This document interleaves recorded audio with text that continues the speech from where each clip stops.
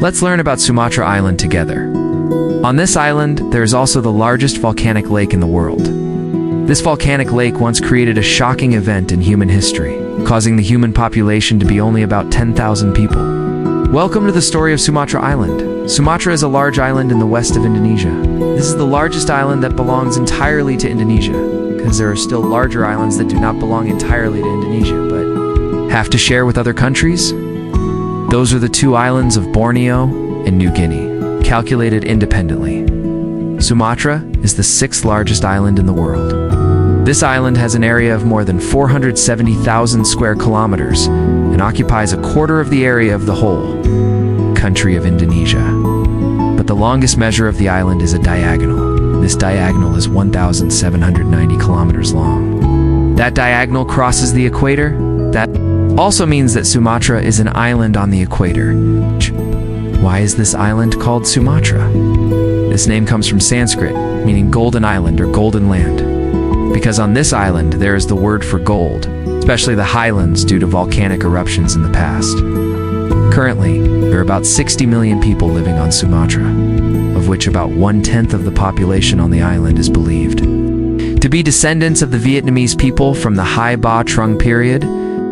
We will mention this story at the end of the video, and please do not rush to rewind, because there are still other interesting things.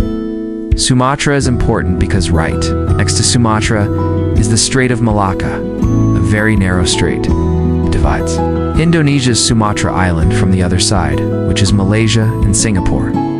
This is one of the busiest shipping routes in the world. It is estimated that this route transports about 1/3 of the world's trade and half of the world's oil supply. The Strait of Malacca is more than 800 kilometers long and only 1.2 kilometers wide at its narrowest point.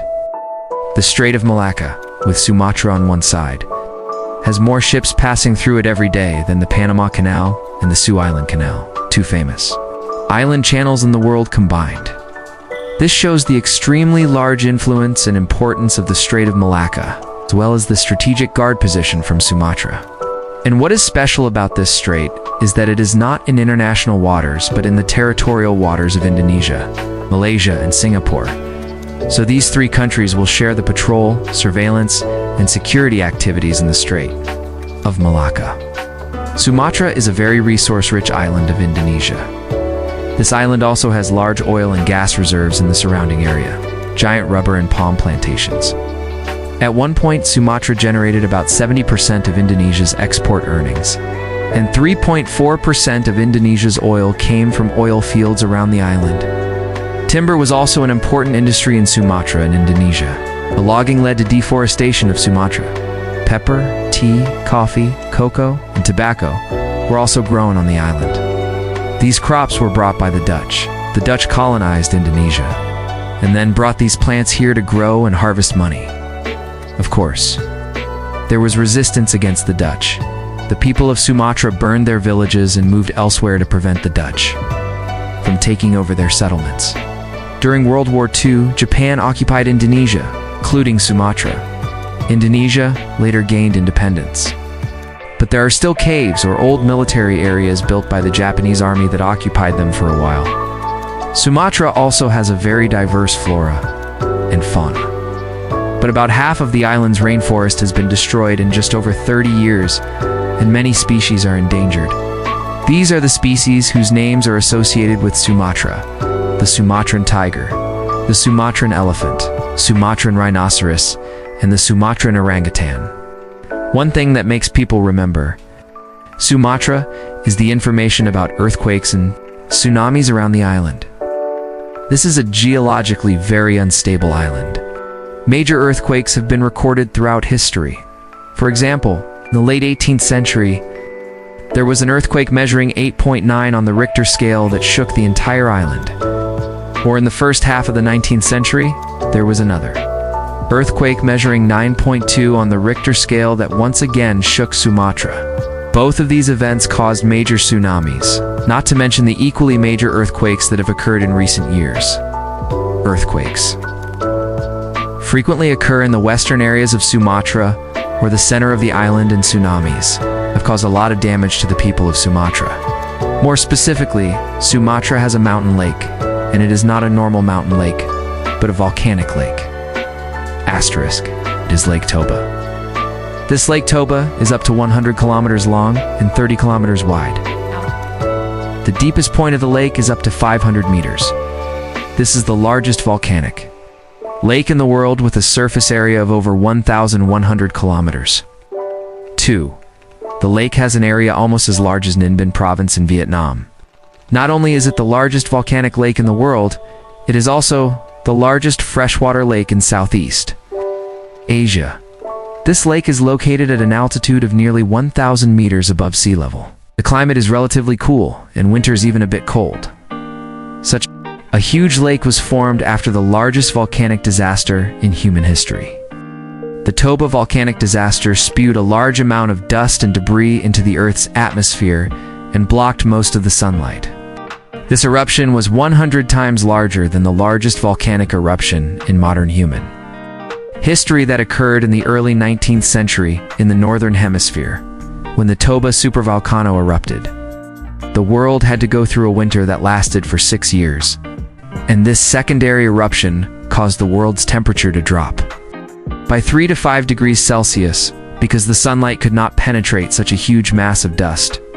After that, the temperature drop continued to remain on the planet for nearly 1,000 years, causing many plant species to die, many animal species to die because they could not find food, and humans to become almost extinct, according to scientists' estimates. The number of humans on the planet after the Toba volcano disaster in Indonesia was only about 5,000 to 10,000 people. It's a shocking number, and we at that time almost did not exist in this world. But scientists also believe that the risk of extinction forced humans to become smarter, more evolved, and more skillful in order to survive. For example, our ancestors changed the way of making tools and painting on rocks after the Toba supervolcano erupted. And now comes the most interesting part about the connections from Sumatra to the Vietnamese people. There is a hypothesis that after the Trung Sisters uprising, a group of Vietnamese people sailed to the Strait of Malacca, then settled in the west of Indonesia. The Trung Sisters uprising was the first uprising against the northern invaders in Vietnamese history, led by Trung Chac and Trung Nai sisters. This uprising drove out the ruling forces of the Eastern Han dynasty, bringing independence for 3 years to the Vietnamese people, and then, in the year 43, the uprising failed. After the uprising failed, a group of the Trung Sisters generals and soldiers relied on the northeast monsoon. Then, they crossed the Strait of Malacca, reached the west of Sumatra, and became the ancestors of the people called the Minangkabau. People today, there are nearly 6 million Minangkabau people living on Sumatra. There are similarities, common points between the Minangkabau people on Sumatra and the ancient Vietnamese people. This hypothesis was put forward by independent researcher Trong Tai Du, and it must be said that this part is very complicated, creating a lot of controversy, and I had to consult different sources. I could not think of it or research it myself. The first similarity is the matriarchal clan system. The Minangkabau people brought the matriarchal clan system like the ancient Vietnamese people. They mostly follow Islam, but their belief is animism. They believe that all things have souls. This theory is also the first belief of the ancient Vietnamese people before other religions entered our country. All important ceremonies and festivals are presided over by women. For example, the coronation of someone in the village, weddings, or harvesting of amulets. The second similarity is culture. Most of the people in West Sumatra, the Minangkabau, grow rice in the lowlands, and they grow palm trees on the hills. They also do handicrafts, pottery, brocade, carving, hunting, and net spreading. Not only that, the Minangkabau people in the past also had the custom of dyeing their teeth and had many living habits very similar to the Vietnamese. And like the Vietnamese, the Minangkabau also had the custom of a piece of betel as the beginning of a conversation. Guests coming to the house will be offered betel and areca nuts by the host. Another similarity that is also easy to see is the architecture.